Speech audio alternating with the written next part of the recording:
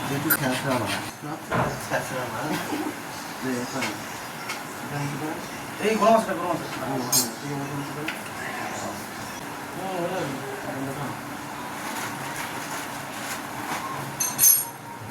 block লাগবে না আছে তো এই তো দেখে সেই মেশিনে কিছু জানেন রানিং এর ভ্যালু বেশি ছিল স্টার্টিং এর ভ্যালু কম ছিল আমি ওইভাবে লাগিয়েছি মেশিন পুরো পাম্প নেয় না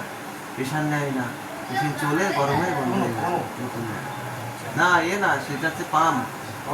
জলের পাম্প তারপরে আমি আবার ঘুরিয়ে দিলাম তখন স্পিড হতো কম্পিউটারে আমি রানিং স্পিড আলাদা করে লাগিয়ে চালিয়েছি তো আমি সে পুরোনো মানে টেনশন টাকাটা মেটার পাওয়া যাবে না সময় এই একটু সময় নতুন করে দিতে হবে